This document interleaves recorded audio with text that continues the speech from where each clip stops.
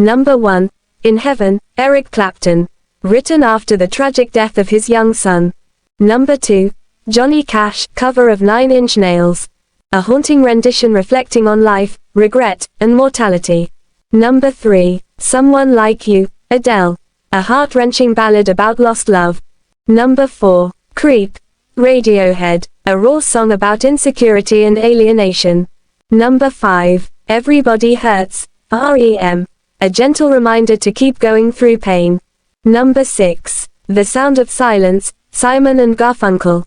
Deeply introspective and melancholic. Number 7. Fast Car, Tracy Chapman. A song about hope, escape, and life's harsh realities. Number 8. Skinny Love, Iver. A fragile track about a failing relationship. Number 9. Nothing Compares to You, Sinéad O'Connor. A soul-shattering song about heartbreak and loss. Number 10. Will Always Love You, Whitney Houston, original by Dolly Parton. A farewell love song, beautiful and painful. Want me to tailor a playlist to a specific mood, genre, or situation? Title: Echoes of Silence. Chapter 1. Tears in Heaven. The soft hum of a lullaby played on an old record player in the corner of the room, echoing through the silence that had grown thick over the past few months. Michael stood by the window, watching the rain fall like tears on the glass. He hadn't touched his guitar since the accident. The house still echoed with his son's laughter in his dreams, but waking up was always the hardest part. Music had once been his salvation, but now it was just a ghost of what used to be. Chapter 2. Hurt. He wandered the empty streets at night, clutching his coat tightly around him, shielding himself from more than just the cold. Every face reminded him of who he used to be. A man of passion, fire, and dreams. Now, he was a shadow, haunted by his mistakes, by the choices that led him here. The scars on his arm were faded, but the pain ran deeper than flesh.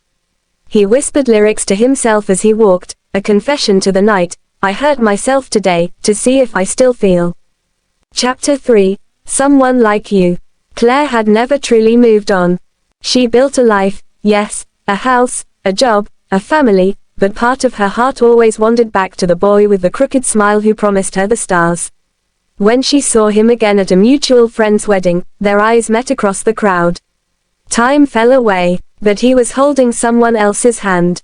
Claire smiled, genuinely happy for him, yet when she turned away, she felt the sting of a love unfinished. Never mind, I'll find someone like you, she whispered to herself. Chapter 4. Creep. Julian never fit in, not at school, not at work, not even in his own skin. He loved deeply, cared fiercely, but the world seemed to move too fast, too harshly. He watched her, Marissa, every day from the back of the coffee shop. She was sunlight, and he was shadows. He tried to say hello once, but the words never came out right. That night, he wrote a song in his journal, his heart bleeding through the ink. I'm a creep, I'm a weirdo, what the hell am I doing here? Chapter 5. Everybody Hurts. Sophie stood on the edge of the bridge, staring down at the river below. The world had been cruel, each day a heavier burden than the last. But just as she took a step forward, her phone buzzed. A message from her brother, I miss you. Call me. It was enough to pull her back. She collapsed to the ground, sobbing. Somewhere in the distance, a car passed by playing a familiar tune, Hold On, If You Feel Like Letting Go. Chapter 6. The Sound of Silence. Eli lived alone in a cabin deep in the woods. After the war, he couldn't bear the noise of the city, the chaos of voices. Silence became his refuge, but silence, too, had a sound, one that echoed his guilt, his sorrow, his regrets. One morning, he found a letter tucked in a tree, from a child he once saved. It was a simple thank you, and it broke him open. The sound of silence shifted that day, from isolation to peace. Chapter 7. Fast Car. Lena drove fast, always. Not because she loved speed, but because it made her feel free. She and her father used to dream of leaving their small town in a fast car, escaping their troubles. But he never made it out. So now, every weekend, Lena drove out of town with the windows down and the radio up. She picked up hitchhikers, listened to their stories, and imagined other lives. It was her way of keeping the dream alive, of moving towards something better. Chapter 8, Skinny Love. Tom and Nina were a beautiful mess. They loved each other, but they didn't know how to show it without hurting. Arguments replaced affection, silence filled the spaces where laughter once lived. One night, after a particularly bitter fight, Tom found Nina curled up on the floor, her eyes red. "Why don't you just leave?" she asked. He couldn't answer. Their love was too thin, stretched too far. Skinny love, they called it, beautiful, but starved. Chapter 9, Nothing Compares to You. Rosa sat in the park where they used to meet, her hands wrapped around a coffee he used to bring her. It had been years since Adam passed, but the pain hadn't dulled. She dated other people, traveled, tried new things, but everything, every smile, every song, brought her back to him. She closed her eyes and remembered his laugh. "Nothing compares to you," she whispered, the wind carrying her words away.